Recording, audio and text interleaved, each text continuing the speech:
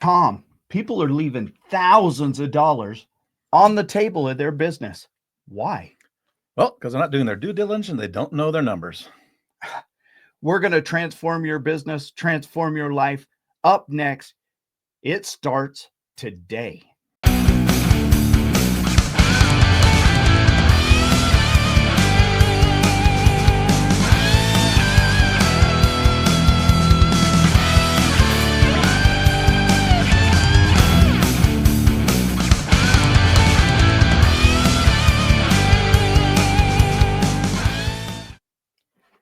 Tom, people are leaving thousands of dollars on the table. I just don't get it.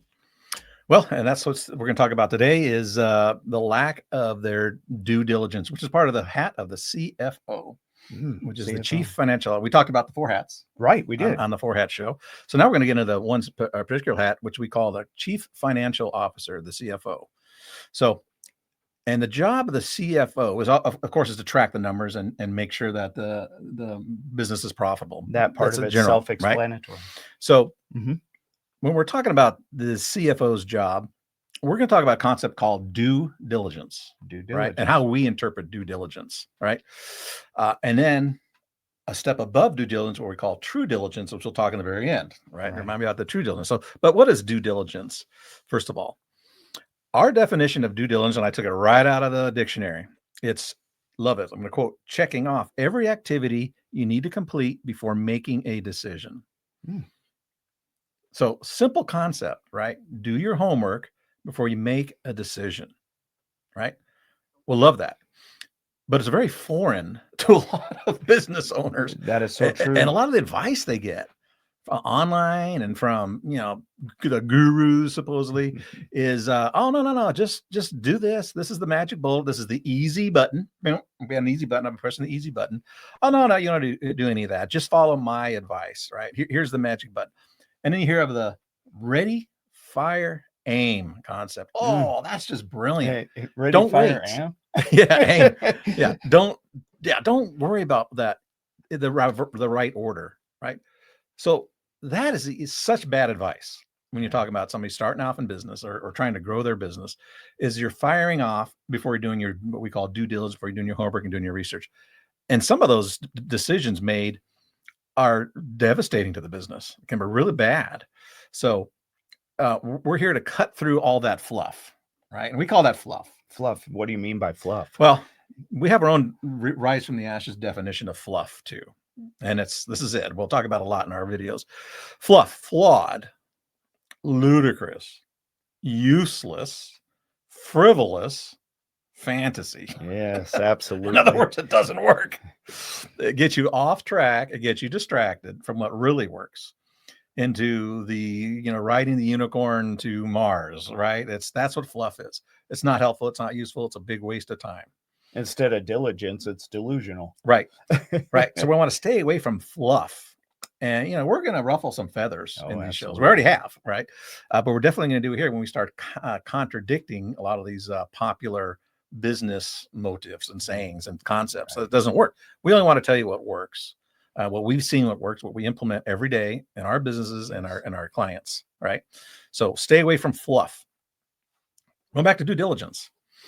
Ongoing activities before making a decision, right? So it sounds like no-brainer, right? That's what people should be doing anyway. But how often do we really see people doing due diligence in the business? Right. I think they think of it as a fantasy. One of the things of the fluff is it's fantasy to them. It's like, oh, I can do that. I can do that. Piece of cake. So if you're not doing due diligence, there's three things you're probably doing instead, which aren't good. First one you're probably doing is due negligence. What do you mean by due negligence? So this is one of the most common forms of people not doing their due diligence. We call it due negligence. So they know what to do. They've been coached. They've looked it up. They've done their homework, right? They know they should be counting. They know they should know their numbers. They know they should be operating this way. They should be doing that, but they just don't do it. They're negligent. And because they don't do it, their business suffers. It doesn't grow. They lose money. They could be making a lot more money. All kinds of issues in the business, all kinds of problems. And they're finding somebody to blame or something to blame. And usually they're making a ton of excuses why they can't do their due diligence. I can't because I'm too busy. I'm the only one doing this. What do you expect me to do? Excuse. I know I should be counting. I know I should be tracking. I just don't have time. I don't have the bandwidth. I don't have fill in the blank. Right. And that's where due negligence starts. And in our leadership training, we talk about time management and those kind of things to help, because we know it's real. It's a real problem, but it's more about time management and schedule, self-discipline and scheduling to get that done. But it is due negligence is probably the one we see the most in our restaurant client down south. It was just negligence. They didn't track. They didn't know until we started pointing out, well, this is obvious. The first visit, our first consultation, you guys aren't tracking here. You're losing track of this. You're not measuring this, and you have this measurement here, but you know what it means, right? Yeah. So that was due negligence. And so when we start getting people away from the negligence into the due diligence, it's transformational. How is actually to expand on that point, you were saying time management, and somebody brings up the point in the comments that I don't have any more time, but I'm telling you, I'm reading a book by a famous entrepreneur right now, and the first thing he says in his book is he gives an hour. His days are 10 hours, 12 hours, whatever per day. But every hour is disciplined from the time, from the minute he says he has an appointment 7 o'clock, you better be there at 7 to have this appointment. And he's done at 8 o'clock. He's done. Then he's moving on to the next. And this guy's a billionaire. And so he knows where time management, not just financial management, he knows where everything is going. Okay. And that's where the root of due negligence is. It's lack of time management, lack of priorities, lack of routines, lack of disciplines. And we coach all that in our leadership training. Absolutely. So other than due negligence is one we see the most often. There's another one that's pretty bad that we also see. It's not as common, but it's out there. It's called due arrogance. Due arrogance. These are the Midas touch people. No matter what I touch turns to gold, right? So I'm coming into this industry because I was successful over here, or because I'm guaranteed this, or I've got this or that magic bullet that it's going to work for me. So they're like, yeah, I know all that stuff. I'm not going to do it. I don't need to do it. Can I bring up who falls into that category a lot? Is salespeople. Wow. Salespeople that are top of the line, the best.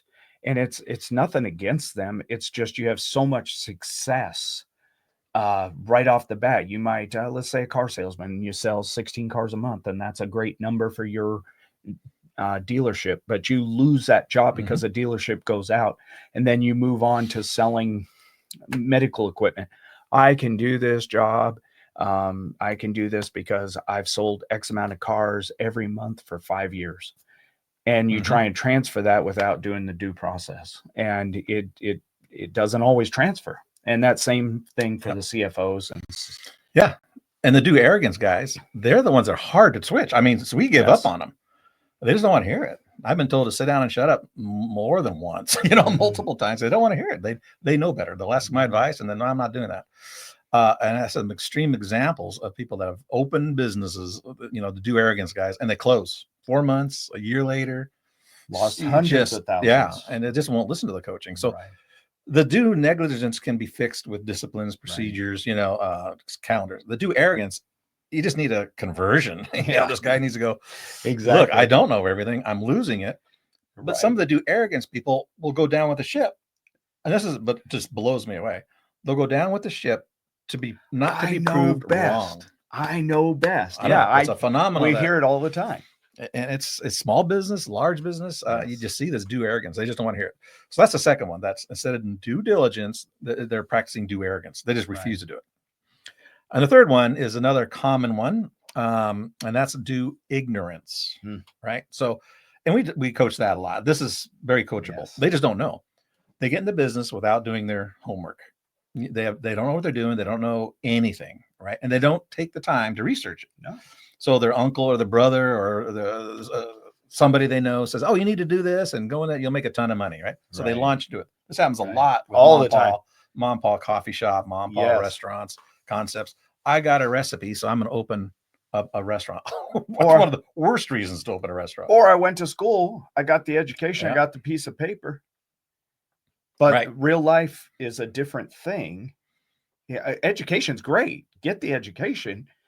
but also further your education in programs like this that help Right. you take it to the next level. Well, and you and I are guilty of this too. And I know a lot of people are guilty of this.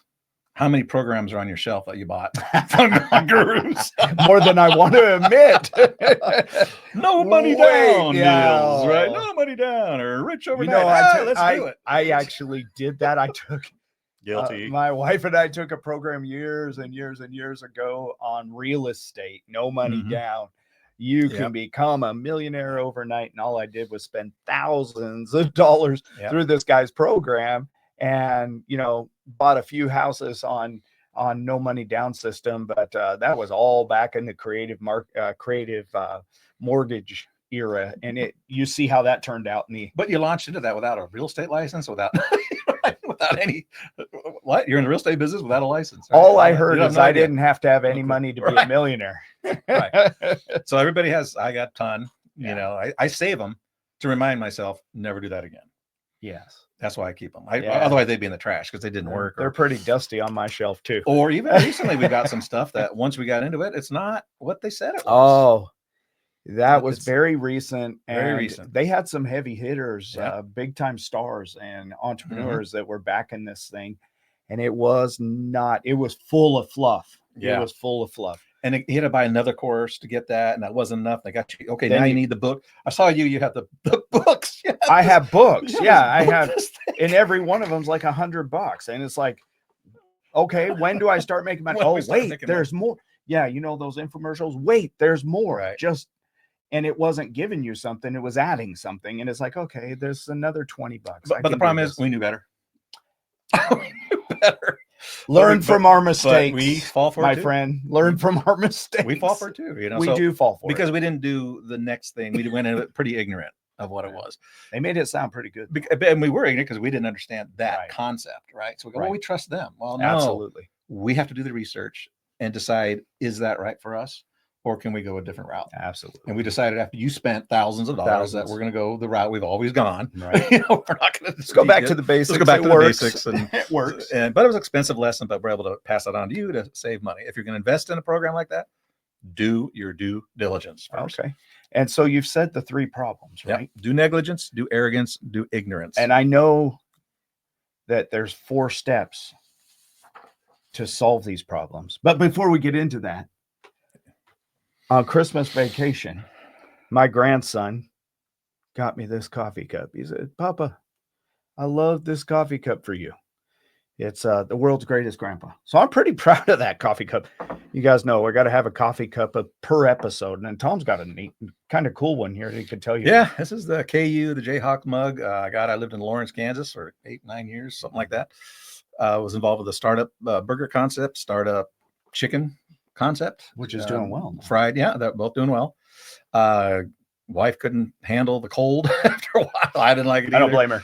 Family was in Arizona, so we moved back to Arizona. But my youngest son stayed there. He married his high school sweetheart, and we go try to visit him once a year. He tries to come out once a year, and he gets him a coffee cup. So I got a coffee cup. Jayhawks. Okay, I'm sorry. Step 1. This ends today. These problems for leaving money on the table ends today. That's why we're here. That's what this program's about. So step number 1, you want to write this down. Get a pen and paper. So the first start of due diligence is ask yourself this question. Whenever you're looking at, like we didn't do with the last thing, ask yourself the question. Yes. How does this decision, whether it's a purchase, whether it's whatever it is, affect my profits? Right? Or as our mentor, Dan Kennedy says, where is the profit in that? And I don't think anybody does that. I don't think they really sit back and think, if I spend this, it's ready, fire, aim. How does this affect my business today, tomorrow, 5 years down the road? Right. And sometimes not making a decision will affect the business too. I mean, so decision making and lack of decision making, both. The question you need to ask, in order, if you see something online, you see salesmen knocking on your doors or coming into your business, a phone call, whatever it is, whatever idea you have, right, or the suggestions you get from whatever sources, your dad, your uncle, online guru, ask yourself, how does this decision, how does this purchase, how does whatever affect my profits? That simple question. Now, it might be good. It's okay. It affects it positively. bad, don't do it, or it might be neutral. Right. Okay, I don't know yet. I need a little more due diligence, right? So I'm going to test the waters a little bit. So, but you have to ask that question. And if there's nothing else you get from this show today, you want to be the CFO, question everything financially. Every purchase, every marketing move, everything you do. How does this help my business? How does it help my sales? How does it help? Well, okay, going back to that was the first question we want you to ask, right? Is how does this help? So we talked about there are 4 steps of due diligence, right? Again, this is transformational. It's very basic. Right. And I could write it down or watch this again, but here they are. Here are the 4 steps to be your own CFO and to make a transformation in your business. Step 1, CFO, track the important numbers. Track them. You got to know them. Number 2, CFO, once you track the numbers, interpret, right? What do they mean? Number 3, once you're tracking and you know what they mean, influence and control the numbers. And then once you can influence and control them, number 4, accurately predict and forecast the numbers. Okay. Now, hopefully you wrote those down, but I need you to break them down for me because I want to understand them more. And I know you guys out there want to understand them more. So step number 1. So track important numbers, right? Step number 1, you need to track important numbers. Well, why don't they track important numbers, Kevin? They don't because they don't know what numbers to track, right? They don't know. And the meaning thereof. Right. So you go talk to SBA, you get all these classes, say, well, yeah, profit and loss statements, you got cash flow statements, you got balance sheets, you got blah, blah, blah, blah. And they're like, what in the world? Yeah. What does all this mean? I don't even know what a balance sheet is. I talked about a profit and loss statement. I don't want loss. I just want profit. Right. They didn't understand it. Exactly. And they were so overwhelmed, they just shut down. Right. And it wasn't helpful. So no, you got to know what the numbers, they're only, and what the real reality of it, there's only really a handful of numbers that control your business. Right. There really are. When you're on the due diligence, step 1 is the due diligence is knowing what numbers to track. So I'm a restaurant coach and consultant. Right. I have 4 metrics that I use that I can take a restaurant from losing money to making the owner financially independent. Right? 4 that I deal with. 4. And those are so simple. Those are a break-even sheet. It has to be accurate. Right? Remember they break even. It has to be, we look at all those numbers, make sure they're accurate. Their cost of goods sold, their labor, and then their top line sales trends. Up or down, right? Those are the 4. And I got those.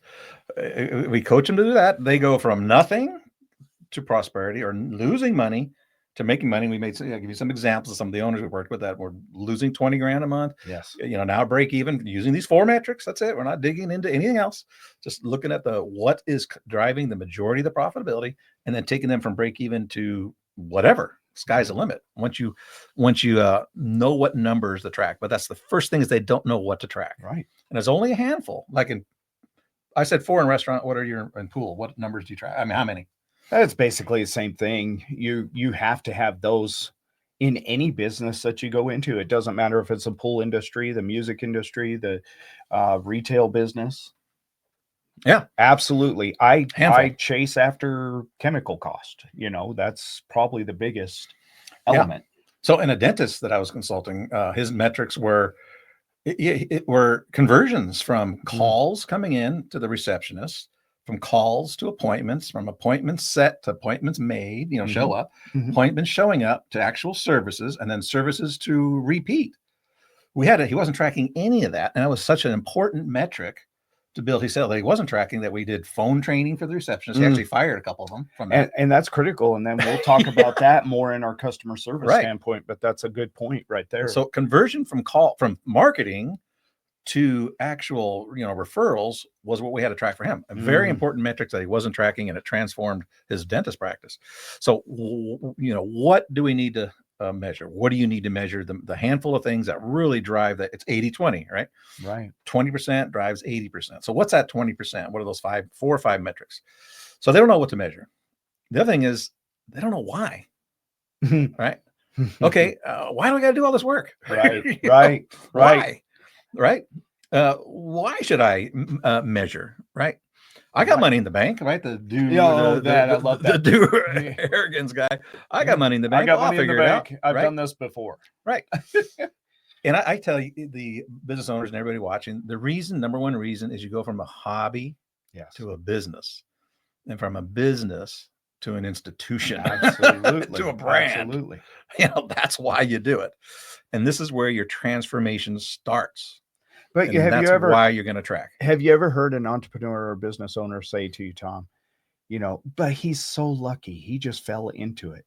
Have you ever met somebody that's extremely successful that hasn't implemented these 4 steps? No, they'll have. No, they'll have. But we're talking about new owners, or owners that are struggling, right? Or owners that want to grow. I've taken owners that had 5 and they wanted to go to 50. Okay, well, let's start tracking. Right? Let's take a look. We got to track more. Now, there's a whole different set of metrics when you're growing. Right. Let's look at the important metrics there. And so we established the important metrics. And then at least he knew why we were tracking them. And so step 1, what do you measure? And 2, why we have to measure it. Because once you know the why, it's engaging, it's propelling, and then you do it, right? You got to know why. It's the why behind everything, right? Because we know that everything that gets measured can be improved. Absolutely. Right? Absolutely. So if I got a problem, if I got a sales problem and I know what that sales problem is, am I down in this? And we break down sales, so I know where my sales problem is, where the leak is, I can fix it. And so you need to know what that is, because it's totally transformational for your business. Well, bringing that up, let's give a couple examples. Like an example would be, on a simplistic level, is like if you're going into a swimming pool to treat it, how do you know what chemicals it needs unless you test the water? Good point. How do you entertain your crowd with the music industry? How do you entertain your crowd if you don't know the genre of the crowd? Are you going to go in? It's a bunch of guys that listen to a friend of ours, MC Magic. He does his shows, but you go in there singing country music, I don't think you're going to succeed. Yeah, I think so. So how do you build, back to our point, how do you build the foundation of your business without knowing where your money is, where it's going? Yep. So we go back to the hat of the CFO. So your job description is very simple as a CFO on one of your hats. Yes. CFO's role is to always improving the bottom line and improving the top line, which you can help the CMO with that. Right. But your CFO's job is to improve that bottom line month after month, week after week. That's it. That's your job. And very simple. Keep things simple. So we've got know what numbers to track, right? Very important. Step 1, know, and we know why we have to track them. You got to know why, because the transformation is there. Step number 2, interpret the numbers. Okay. What do you mean by interpret? I mean, how do you interpret a number? I understand. Right. Interpret vocabulary. It's a great question. Interpret numbers? Yeah. And here's another problem that I see in consulting and coaching, and out there, I see a lot. I follow a lot, and I'm like, oh my gosh, they've lost their audience. I talk about in restaurants, you need to track your food cost. What is that? What do you mean? Well, your food cost is 30%. Well, 30%? What does that mean? Percent of what? Break it down.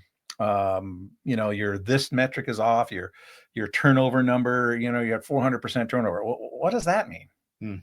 So I got these metrics now. I don't know what they mean. I don't know. Labor, prime costs. I got all these terms and I got them, right? I know I need to track them, and I'm getting this tracking. What do I do with the data? With it now? What do I do with that? So second thing is to understand everything you're tracking. And some of that's going to take some time, right? So I don't know the pool business, what you track. If you're going to teach me the pool business, you're going to have to teach me what each of the metrics mean. Absolutely. Right? Not just what the metric is, but what is it? How does it apply? How does it apply? Right.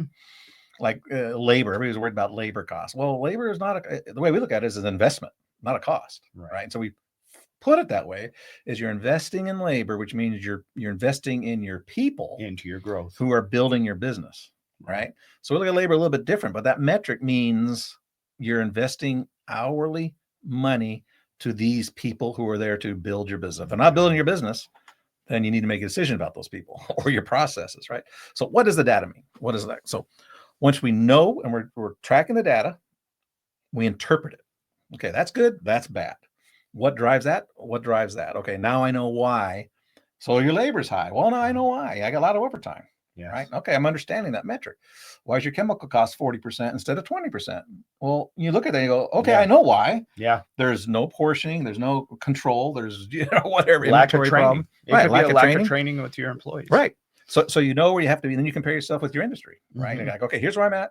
Here's where I should be. Right. Great. I've interpreted the data. I had a guy who's a restaurant. He was doing inventories every week. I said, very good discipline. That's great. That's great discipline. You know, every week, Monday morning from 7 to 8, and I had all this great data. And I go, great. What's your food cost? He goes, what do you mean? Go, what's your food cost? Why are you taking inventory? Because somebody told me to take inventory. Ouch. So you're doing nothing but that number. No. I mean, it's good that he's looking at all his food every week, right? It's important. There's some benefit there. But what do you do with the data? Well, I know what to order next week. Well, and that's the reason why people don't do it. They're like, look, I'm doing this busy work and it doesn't mean anything. Right. That's why I said there's a handful of metrics, because you can get down in the weeds with tracking stuff. Right. Right. And this is where, well, I've been tracking this and I'm not doing anything with that data. Then don't track it. Right. If you're not doing anything with the data. So the third step is, it's not busy work. You do something with it. Right. And you figure out what I need to do to fix it. Like, what do I need to do to build sales? Talk to your CMO, right?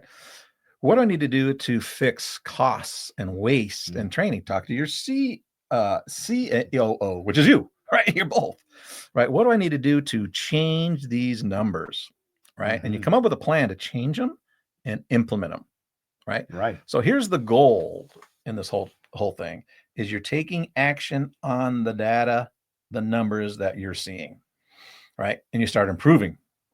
And that's everything. That's from top line sales, your costs, your labor, your whatever your big controllables are, your handful. You start moving those numbers in the right direction. And when you start that, obviously your sales are going to increase. Yes. Obviously your profits are going to increase, because you're doing the things that are affecting your business the most, right? So do something with that data. And that is where the transformation starts to happen. We talk about transform your business, transform your life. Here's how you start transforming your business. You start moving the metrics in a positive direction that produces more profit for you week after week, month after month. And this is a great place. Once you're in that mode, it's a great place to see. Let's take the restaurant industry, or even the pool business or anything like that. To see what inventory is moving, what is the cost, and what is your higher end profitability percentage wise on which inventory is moving and you can adjust your menus, you can adjust your chemical usage, you can use adjust what's selling. When I worked for big box stores, they would take a look at the label, what sold the most throughout the year, and they dropped their 10% of products that did not move. You go into a store and say, why did they get rid of this? I was buying it every week. You may have been buying it every week, but the overall was not buying it. They did not have a large profit margin on that product. Yeah. So they actually make the executive decision to based on due diligence. Based on the due diligence to get rid of that product because it did not fit their profit margin of where they wanted to be.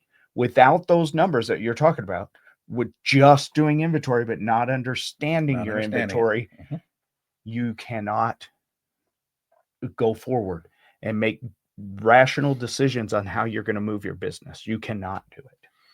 Another thing about this due diligence is an ongoing process. You are always a CFO. You never take the hat off. Good point. So a lot of people say, I take the hat off. CFO, I want to put this hat on. I'm going to take that hat off. No, this is a hat you wear all the time. Right. So you're always looking at the data. You're always looking at the numbers. You're always tweaking. So let's say in a pool example, let's say your chemical costs are 40% and hey, that's 20% too high. You implement something and your cost dropped to 35%. Do you stop? No, absolutely not. No. And another thing you might want to bring up is seasonal. In the restaurant industry that we've found, what if you live in a snowbird country where you have a lot of people come down to get out, like Florida and Arizona and different places that you have a lot of people from up north come down to get out of the weather? Well, your cost during the season is going to increase dramatically. So where your margin, what type of foods do they eat? Same thing with the pool industry. In the summertime, it's chemical. You're constantly, you're 3 times higher on your chemical cost during the summer when it's 110 degrees out, of course, because you're burning off your chlorine or whatever. So in the wintertime, it's not as much. So you got to take a look at those seasonally, but not just seasonally. We suggest daily or, at least weekly. Understand where you're at. Yeah. The CFO, you're always at work. You're always doing it. It's one of the hats that you're always wearing and always improving. And if it's not working, you tweak it, right? Absolutely. If you're not getting the results you want, try something else. You keep going, and there's no reason to, if you're finding waste, there's no reason to keep finding it. When you got your metrics, hey, can I even improve? Can I go more? Right. It's ever flow. Right. Because you understand the numbers, you're tracking important things, you're doing things to affect it, and it's not hurting the business. So why not continue to increase your profitability? Exactly. Through, and that's which just will actually help the business. And that's just through your handful of metrics you're doing. This happens, right? Because these are the things that are controlling your business. You don't stop. And then you train everybody on the systems. Look, okay, chemicals, we've lowered it 20%. Here's the problem. Okay, techs, here's what we're doing from now on. Right. Absolutely. Here's chef. Here's what we're doing from now on. Here are cooks, line cooks, and bakers, and whoever. Here's what you're doing from now on, because we're controlling this cost through this, and it's improving, our efficiencies and stuff. So, that's the third step. And this is the gold, right? Make it happen. Get it systemized. Get it processed. Get it written down. Right. Get your own operations manual coming from this of how I do everything, how I make money. Document it and make it a system and a process that everybody follows, and then with the proper oversight, which we get into the leadership. Yep. But so this is the CFO's job. He's he or she, whoever's in the business, is mandating these things and making them happen. Is getting cooperation to fix the data to get it where you want it to be. So that's 3 steps, right? What would 4 be? So now that 3, we've done third step, and we're where we want to be. We're in the right direction, right? The 4th step is accurately predict these numbers. Since you can make them happen. Now, how can you do that? It's called forecasting. So I know all the things I'm doing in marketing, in cost control, in pricing, in the whole list of things that I'm controlling, right? My main metrics. I know that I'm producing these results. Absolutely. I consistently do it. There's no reason to doubt that it will continue. So I can forecast, which a lot of businesses do not do, next month. What's my profitability next month? So I got to forecast my revenues and my profitability because I'm controlling it, right? I can say, okay, what am I doing next week? What am I doing next quarter? Right. Talk about your seasonality. Look at the quarter. What am I going to do the next 6 months? Can I do that? Can I predict 6 months, Kevin? I think you can. Can I predict? I think it could be done. The whole year. It's a challenge, but yes, I think you can do it. Can I predict 5 years? Absolutely. Absolutely. And I think it's crazy to think you can't. You can forecast your growth. You can forecast your 5-year plan and how I'm going to get to here. And I don't mean, let's go back to the no fluff. Okay. This isn't fantasy. This isn't pie in the sky. I'm going to be $1 million. I just throw that number out there.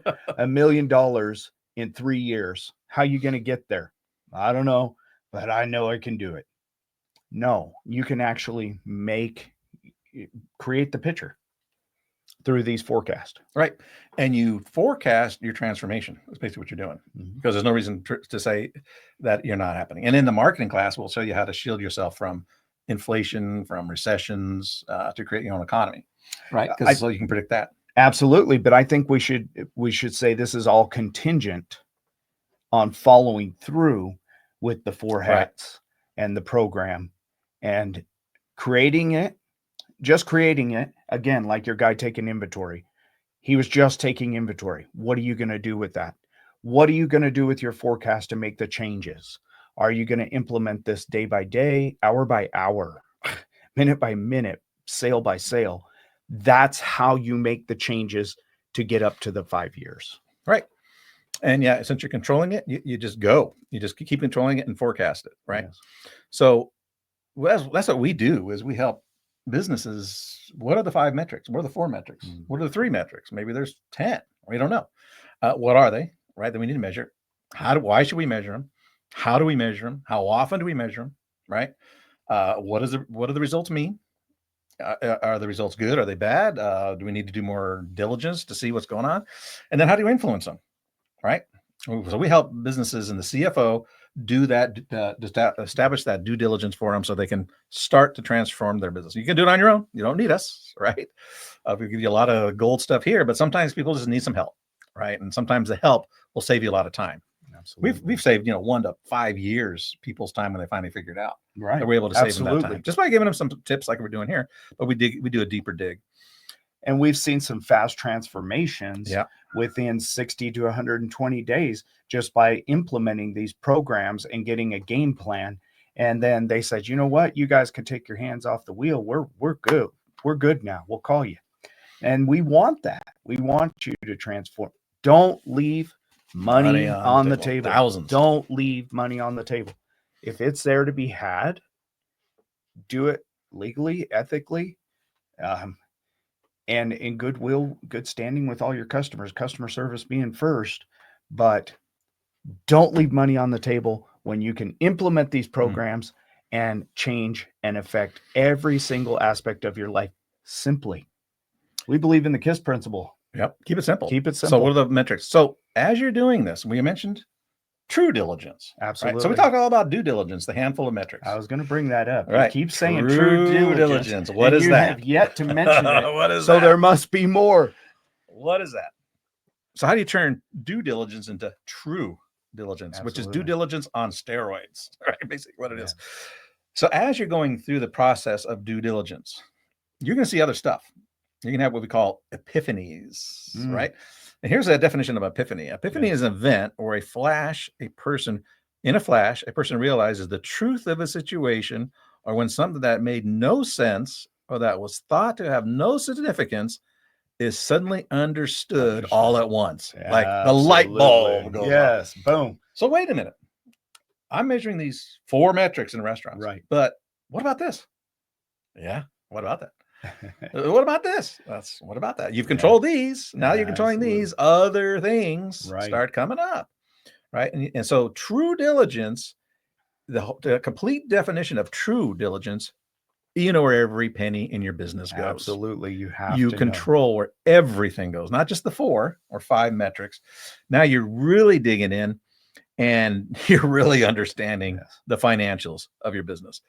And we see it, we get the epiphanies and the aha moments. We love it when that happens. Light bulbs go off, and then they go, well, what about that? What about that? What about my rent? What about and they start digging in. What about my utilities? Yeah. What about them? And then they start looking and digging deeper and deeper. And that's moving towards true diligence, right? And the light bulb moments come off. And then they start saying, oh, let me look at that P&L. Can I see the balance sheet? Can I see the cash flow statement? Can I see the cash flow projection? Can I, hey, accountant, when people start doing due diligence, they're not asking the accountants anymore. They're asking very different questions. Right. They're telling the accountants, hey, I want you to do things this way because I got it now. In the beginning, the accountants are handling all of that. Your bookkeeper's right. But at true diligence, it's a very different level of understanding of your business, a very different level of control. It's everything goes, every penny goes, so the decision making is much bigger, much more broad, and it goes to a lot more things because you're looking at now. I want to find money everywhere. I want to eliminate waste everywhere. I want to turn something that's losing money into ROI, right? And that's where true diligence comes in, and that's a process that we help when the light bulbs come up. We go, great, let's dig into that metric. Oh, and also let's look at that. Oh, look at that. And now there's domino effects that in your business, you're like, like in the pool business, you discovered it, in restaurants, we discovered it. And it's like, nobody ever thought about this as an issue. Right. And here it is, because it's in my face now that I'm digging deep. So that's what true diligence. You reminded me of a story that would go along with that. When I ran a big box store, we had a $3 million store. It was a total shambles. It was in Fort Collins, Colorado. And, they had 6% shrink, which was huge at a $3 million store annually. And so the store was just a total disaster. Customers would come in, throw clothes on the floor, everything. So I was hired as the manager for this job. And I started by cleaning up the store, Mhm. taking a look at, because of the shrink problem, I wanted to know where all my product was. Of course, it was laying all over the floor. The back room was just full of product. Nothing was out on the shelves. It's like, okay, this is going to be an easy fix. Put all that back in place. The first month in, they did another inventory. Our sales had gone up because of the cleanliness of the store. Very good. But our shrink was still there. The loss was still there. And I'm scratching my head thinking, okay, I must have people are just walking out of the store and I'm not catching it or something with product. So I took a look at that. No, it wasn't that. I did find some employees that were at night when I wasn't there. They go out the side door, whatever, with product. So we did get rid of that problem. Well, the next month, next inventory, still a little bit of shrink that I just wasn't happy with. Sales were continuously going up. Went in the back room, and as they were scanning all the product that come in off the trucks, oh, wait a minute. Now, I'll just take a pair of shoes, for example. They scanned it. The tag said, yes, you got this whole product. It's here. But it was only one shoe. I can't sell one shoe. Mm-hmm. So it goes into another bin that is considered shrink because it's a loss. So I was losing from the manufacturer on just shoes. Wow. But that was true diligence instead of just due diligence, because you dug deeper. You have to dig deeper to get to the next level. We ended up at that store when we left, a $6 million store with 0% shrink. And you don't do that by just doing due diligence. Doing the surface stuff. You do that by digging deeper in these principles that we talk about. So the question is, how long does it take to go from due diligence to true diligence? So in my experience, I've been doing this for 30 years, right? It's a couple weeks. It takes about a year for new businesses to get their due diligence down where they're doing all 4 steps, about a year average, because they're discovering their business. The metrics change, things change. Sometimes the concept changes, a lot of stuff, right? Seasonal. So it takes about, you got to go you have through to measure all that. Yeah. So about a whole year of getting the due diligence down. What numbers do we measure? What do they mean? And they change, like the dentist, he's been measuring for many years, and our visit, he had to change. He mixed them all up. So he started from, again, from ground zero. So about a year to get the business down, to get the metrics correct, to start controlling them, and to start moving into due diligence. Now, that's the average. Some do it in 6 months, right? Right. I've seen some do it in 30 days.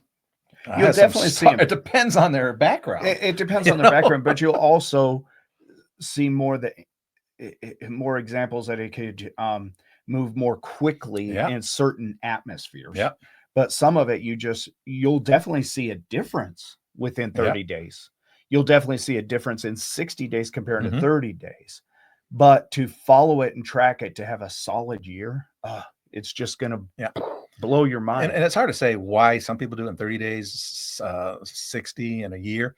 But we have some, it takes 5 years to get into true diligence. It takes 5 years, right? And then they finally figure out their business because of whatever, right? It keeps changing, or they keep changing their concept, and it's just a moving target and nothing's written down. So it's hard for us to do, take them to figure out the due diligence when they keep changing everything, right?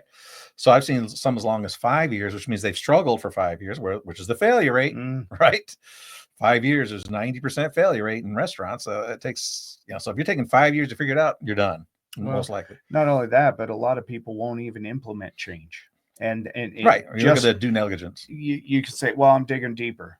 In other words, just like your guy that does inventory but don't do anything about it. Well, I implemented these things, but did they really? Are they just tracking numbers, chasing numbers, and busy then work. Still, busy work. So really, it's as fast as implementation and understanding.